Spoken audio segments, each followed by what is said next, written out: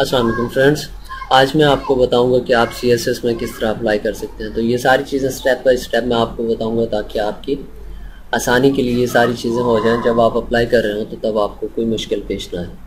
तो first step जो है वहाँ पर आप सबसे पहले जाएंगे, एक फॉर्म ओपन होगा जहाँ पर आपका लॉगिन का फॉर्म होगा। अगर आप पहले से रजिस्टर्ड हैं तो वहाँ पर आप लॉगिन कर लेंगे, अदरवाइज़ आपको वहाँ पर अकाउंट क्रिएट करना पड़ेगा। वहाँ पर न्यू यूज़र का एक आइकन भी होगा, वहाँ पर आप क्लिक करके रजिस्ट्रेशन करवा सकते हैं अपनी।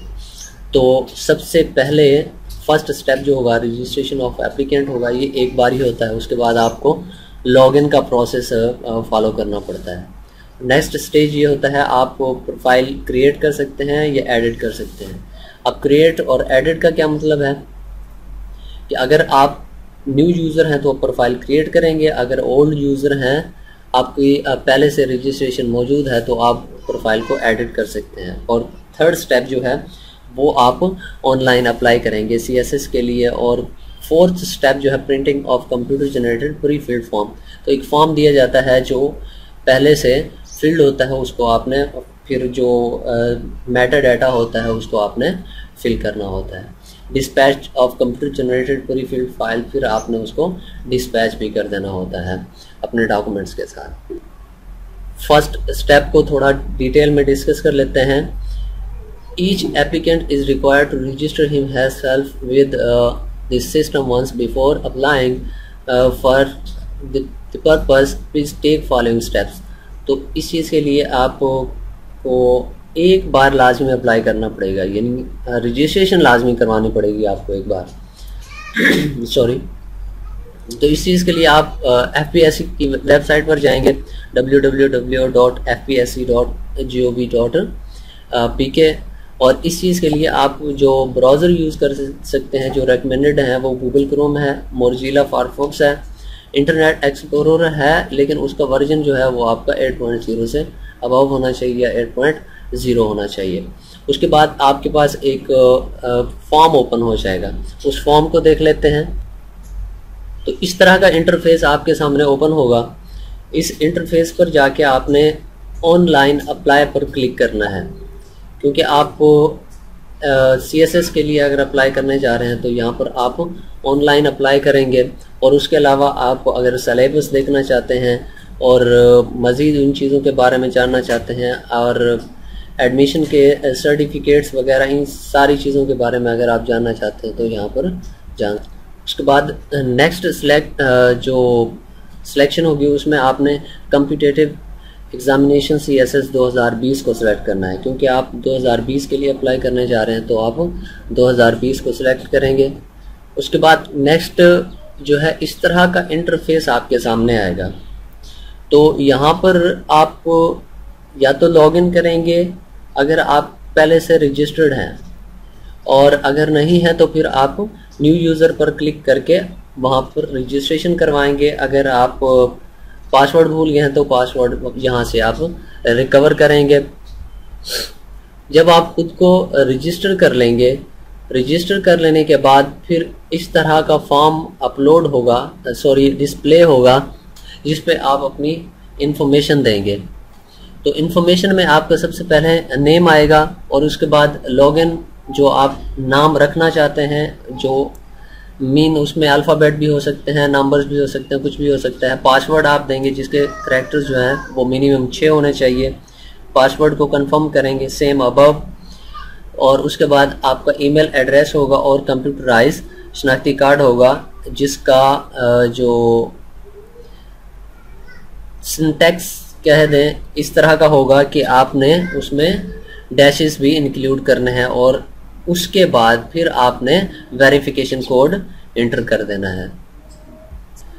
जब आप रजिस्ट्रेशन के दौरान सबमिट पर क्लिक करेंगे तो उसके बाद थोड़ा सा वेट करने के बाद फिर आपके पास इस तरह का मैसेज शो होगा, your login has been created.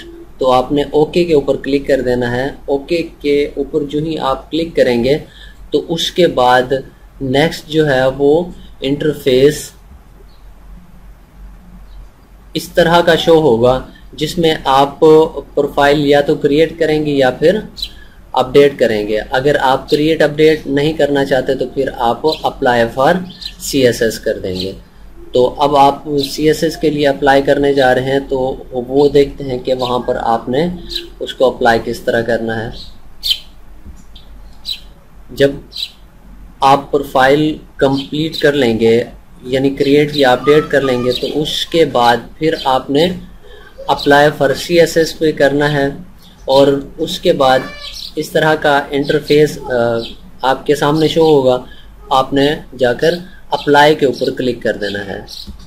जब आप अप्लाई पर क्लिक करेंगे तो इस तरह का इंटरफेस आपके सामने आ जाएगा, जिसमें आप चूज़ ऑप्शनल सब्जेक्ट, अगर आपके कुछ ऑप्शनल सब्जेक्ट हैं वो ऐड करेंगे, और चूज़ ऑक्यूपेशनल ग्रुप है कि आपका ऑक्यूपेशन कौन सा है, और उसके बाद जो है चलान रिसिप्ट नंबर, जो आपका चलान है जिसको आपने बैंक में सबमिट करवाना होगा उसका नंबर आपने यहाँ पर लिखना है।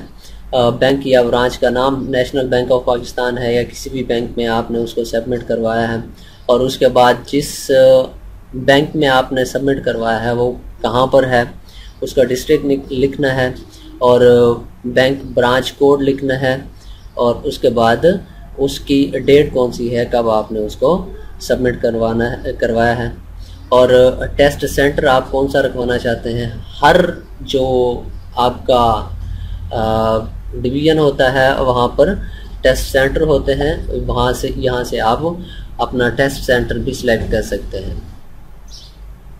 उसके बाद नेक्स्ट जो है, आप जब हर तरह की रिक्वायरमेंट्स ऐड कर चुके होंगे तो फिर आपके पास इस तरह का इंटरफेस शो होगा, और ये याद रखें कि ये इंटरफेस स्टैटिक होगा। इस इंटरफेस को आप फिर चेंज नहीं कर सकेंगे, इसलिए जब आप फॉर्म फिल कर रहे हों तो बहुत एहतियात कीजिएगा ताकि कोई आपसे मिस्टेक ना हो जाए। अगर मिस्टेक हो गई तो फिर आप उसको चेंज नहीं कर सकेंगे, क्योंकि ये एक आपका स्टैटिक पेज हो जाएगा। इस तरह पूरा आपका रिकॉर्ड यहाँ पर मौजूद होगा जो आपने खुद एंटर किया होगा, और ये एडिटेबल नहीं होगा। अगेन बता रहा हूँ कि आपने बहुत एहतियात करनी है जब आप डाटा एंटर कर रहे होंगे, क्योंकि आप उसको दोबारा एडिट नहीं कर सकेंगे। उसके बाद नेक्स्ट जो है, आप एप्लीकेशन की हिस्ट्री चेक करना चाहते हैं तो वो भी यहाँ पर आप उसी होम पेज पर जाकर, जो आपका प्रोफाइल का होम पेज होगा वहाँ पर जाकर आप इसको चेक कर सकते हैं। उसके 7 पेजेस होते हैं, और ये डेफिनेटली आप वहाँ पर उसको जब जस्ट व्यू कर सकते हैं, उसमें कुछ चेंज नहीं कर सकते। अब चेंज क्या कर सकते हैं वो आपको दिखाता हूँ। उससे पहले थोड़ा सा मैं आपको ये दिखा देता हूँ कि CSS के लिए जो रिक्वायरमेंट्स होंगी वो क्या होंगी।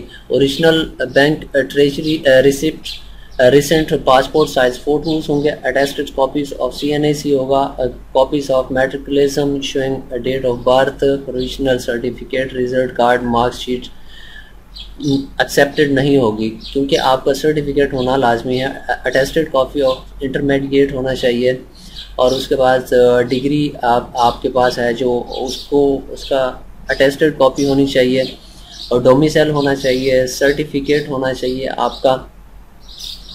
और उसके बाद नेक्स्ट जो है, provincial federal tribal areas candidate and those belonging to Gilgit Baltistan. तो ये सारी चीज़ें आपको रिक्वायर होंगी जब आप अप्लाई कर रहे होंगे CSS के लिए। यहाँ से आप ये सारी चीज़ें देख सकते हैं, तो इन चीज़ों का आपके पास होना लाजमी है। और जो आप अपनी कंप्लीट इन्फॉर्मेशन में चेंज कर सकते हैं वो जस्ट आपका पासवर्ड चेंज हो सकता है या फिर आप लॉग आउट हो सकते हैं। इसके अलावा आपकी कोई भी इन्फॉर्मेशन चेंज नहीं हो सकती। तो एहतियात कीजिएगा जब आप अप्लाई कर रहे हों। उम्मीद करता हूँ कि आपको इन्फॉर्मेशन अच्छी लगी होगी। अगर वीडियो पसंद आई हो तो लाइक कमेंट सब्सक्राइब कीजिए, और वीडियो वॉच करने का शुक्रिया। Thank you so much. Allah हाफिज़।